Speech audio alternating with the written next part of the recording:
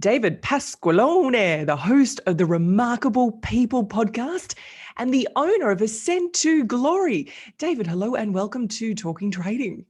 Hey, how are you today? I'm excited to be here. Very excited to have you. Just get a burst of your energy. Remarkable people make remarkable traders. David, are investors a different breed of people? Oh, absolutely. Everyone I've ever known in my life through just personal interactions, business interactions, people I've interviewed for our show, they're wired differently for sure. So you are the host of the Remarkable People podcast. How many episodes have you done? We've released about 56 and we've recorded into the 60s. And so we've been doing it for about a year now. It's a weekly show. And I'm just very thankful and excited of how it's gone. We went from like 0 to we're actively in over 80 countries. And it's been fantastic meeting people all over the world, such as yourself and Louise and Chris. It's been remarkable. It's been a blessing for me and hopefully it's a blessing for our community. So you've met a lot of different people. So let's talk about why investors are a different breed. What sets them apart? What traits do they have that, let's say, normal people don't have? Yeah, well, that's a great question. I mean, they're wired differently. The people I've met that are high rollers and big investors, they usually have a different worldview and they usually look at life almost like a simulation, it seems. Like they're very conservative and take calculated risks in many areas of life. But when it comes to money, they're all in and they're just like, let's do this. It looks like a good opportunity. Hey, if we lose 10 million bucks, we lose 10 million bucks, but we can make it back. They usually just have that attitude. And it's pretty exciting because a guy like me, I'm much of a calculated risk taker. So when I see people that can freely just drop money and say, hey, let's roll the dice and see what happens, they've put thought in it. They've done the work. They've done the due diligence, but they know it's a game. So they live in almost a simulation more than a reality, it seems. Yes, I know what you're saying about the game. I've heard very wealthy high roller people say that as well. And as soon as you earn above a certain level, it's not about the money, it's about the game. It's about Yep. how much you love the game. So do you have specific examples of people you've seen like this? Yeah, I joke. One of my buddies, and he was on the podcast. He was one on the original episodes, Dominic Taskarella.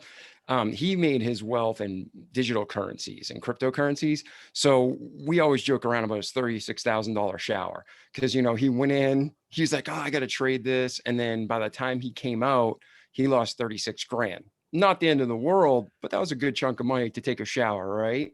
I got other friends who are big into the hotel industry and they seem to have their hand in everything, right? But when they trade at massive levels. And so where the average person would be like, oh, I just lost 10 grand. They're like, I just lost 3.3 million. I'll make it back tomorrow. So they're just wired differently. They know there's ebbs and flows, ups and downs, and they're in it for the long haul. They're not in it for the short game. So does that answer your question? It does. So they lost 3.3. How do they make 3.3 back? They just held on. They knew when that instance when we were talking was in March of 2020, right when COVID was going on, the economy was going crazy worldwide. And they just said, no, I'm just going to hold on to this. And I think they actually doubled down in a lot of areas and they even put more money in. And now, they're building an airplane hangar. So they've done well for themselves, but they have to. That's the thing. If you're listening, you don't want to be irresponsible. And like, the basic 101 of investing is don't invest what you can't afford to lose. But when they have it, like all people I know that are at that level, they're just like, all right, let's do this. Good Lord. All right. So let's break this down. Remarkable people are wired differently. The way they see the world is different from the norm. Yeah. Yeah. Again, when they look at opportunity, like I think Warren Buffett has that great quote that says, when everybody's running, that's when you should buy. So you have 90% of the population is afraid and sees, oh, this is happening and terror and oh, I'm in fear. But other people are like, no, that's going to come back up. So like in the banking crisis in America in like 2007, the mortgage industry tanked. So you had all these banks that were world famous dropping to pennies on the dollar. So investors who had that forethought and they were just like risk adverse, they went in and bought it up and wealth just grew. Okay. Risk friendly, we have talked about this. They're conservative in many areas, but take calculated risks in financial areas. Yeah, calculated risk is just not being, oh, I have an intuition. It's looking at the factors. It's looking at another one of my friends, he's a big investor, but he invests overnight because he's like, America's got what do we have? Like 350 million people in America. That's it. You got Okay. billions overseas, Asia alone and India. So, well, India is in Asia. That's a stupid comment, but you know what I mean? Like Oh, we know what you China, mean. Yeah. India. Yeah. Um, so what he does is he literally screws off all day, takes some naps, and he works all night. So he works on the foreign market. So his mind just thinks differently and he sees his opportunities differently. And he's got a great life Yeah. financially. I mean, personally it can be different. You can be rich and miserable, but he does well financially. Yeah, great. All right. And so when you talk about that remarkable people live almost in a simulation, what do you mean by simulation? Yeah, that's like, I think of this, and I don't want to say this arrogantly, but I'm not a smart guy, and my skill set isn't. I took corporate finance in college because I had to, and I almost failed. And then one day, I went to the teacher, the professor, and I was like, "Hey, can you just tell me how I'd use this in real life?" So he threw a calculator at me and said, and he gave me a real life solution. I got an A on the exam. Oh, And then we had the simulation game and I killed it. And then there's people who I know, but they do that in real life. Like I'm playing a game and, I killed it, 50-year record for the school, whatever. But in reality, I don't do that. I don't have the stomach to do that. I'd be like staying up all night drinking antacid. You know what I mean? yeah. But there's other people who can look at life and it's like a game. It's just fun and it's like not real. Like if I lost $10 million, I'd be like, oh, like what am I gonna do? God forgive me for being such an ignorant idiot. But they're like, oh, I'll just make it back. I'll just put another quarter in the machine and start over. So I can't. I'm not wired that way, but a lot of people are. How much do you think professionalism is part of these people's success? That's a tough question Yeah. because oh, there's people who aren't professional at all, but they're fantastic at what they do. So if you were saying, do you need professionalism to communicate and invest for others? 100% yes, you need tact. But the people who are doing it independently or at a different level, they're not working at the customer level, those people can be wired pretty differently and have kind of maybe even irresponsible personalities. I found like they're just like, again, they're not just in the same reality we live in. Sometimes they're just like, hey, let's go party, and money's just water. It's just, I mean, that's what I found. I could be totally wrong, but that's what I've seen. No, this is what the interview's about, what you've seen. What about grinding? How much do these people grind, work hard? That the ones I know, man, they're hard workers. People look at them and they're goofs or like they're like super always on vacation, it seems. But like that guy I was telling you about that works overnight, everybody sees that guy getting a tan and working out, but they don't see the 12 hours he puts in while they're sleeping. Okay. So it really, usually the people are hyper focused, they kill it, and then they go off and they have fun. Again, How that's my much, experience. sorry, Yep. Pasqualone, how much have these people mastered their ego? Because in trading, to be successful, you really have to have mastered your ego to a certain extent. Yeah, man. Again, these are tough questions because there's no cultural. I mean, depending on not even just which country you're from, but what region. Like in America, you got like five major regions. Personalities are different. Um, you know, some people, usually the people I know, Yeah. very down to earth. You wouldn't even know the amount of money they have. Like, again, I mentioned my buddy Dominic, who's on the podcast, another guy, Gene Valentino, is on my podcast. And these guys are very wealthy individuals. They're on cutting edge, like Gene's into cutting edge technologies. And, he's working on private jet travel right now, where you literally get in a jet and it flies you robotically. And then Oh, if wow. the crap hits the fan, you push a button that takes you to the nearest airport, and there's like a parachute if something happened. I mean, it's super cutting edge, like sci-fi future movie stuff. And he's actually taking flights, and he's showing me pictures, and it's freaking incredible. So that guy, though, if you met Gene, salt of the earth, nicest guy you'll meet, fun to be around, but yet he's amazing investor. So So they're that's dreamers. They're big dreamers. They think big. Visionaries, visionary is the word I'd use.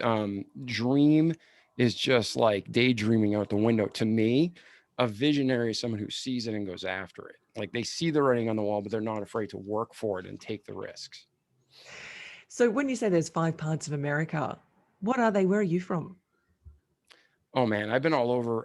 So you have like New England, then you got the South, you got the Midwest, you got the Northwest, and you got like the California Southern region. And I taught at a college for a few years, and I'd always tell my students, like, if you walk up to somebody in New England, they're like, what the hell do you want? But then you can be really good friends and everything's open and straightforward.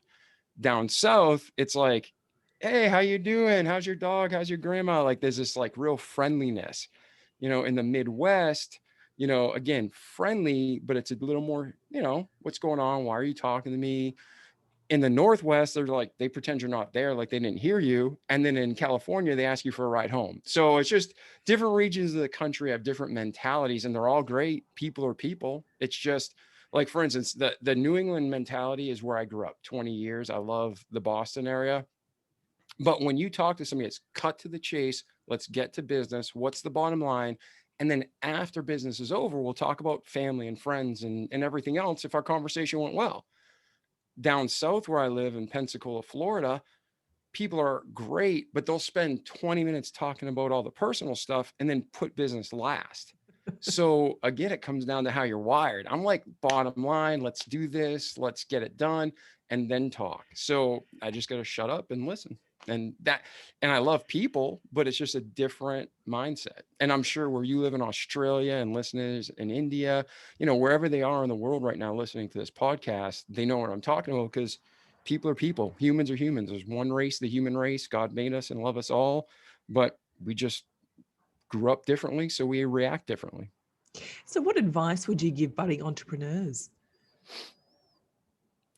The Bible says, where there's no vision, the people perish, but he that keepeth the law, happy is he. What I'd say is have a clear vision of where you're going, a realistic view of where you're at, and then reverse engineer the steps that you need to get there, and then stick to it.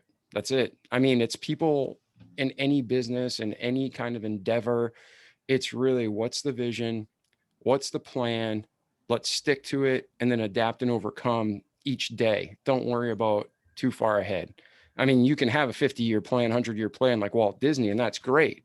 But every day you have to work towards those little steps and the little metrics to get there. What's the biggest pitfall entrepreneurs fall into, do you think?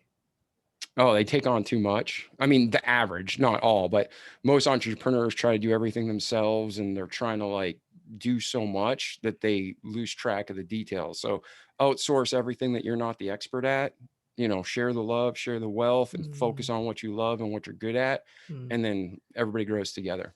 Can you leave us with one parting story about someone you're close to who's like the air hanger guy, the aeroplane guy, something that you have found inspiring, remarkable?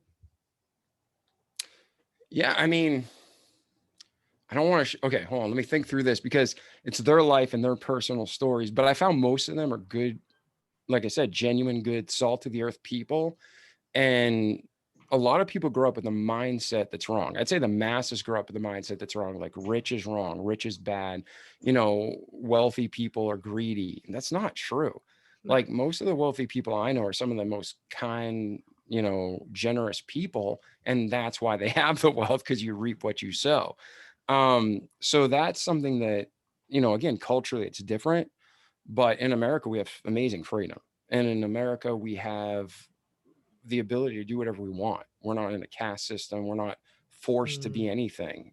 Sadly, sometimes we should force people to do something because they sit there and do nothing, right? But you can be anything.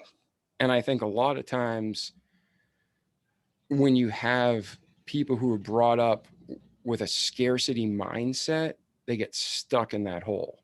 And what they have to realize, there's plenty out there for everybody. Like I remember even in the armor business, I used to sell like less lethal weapons and body armor.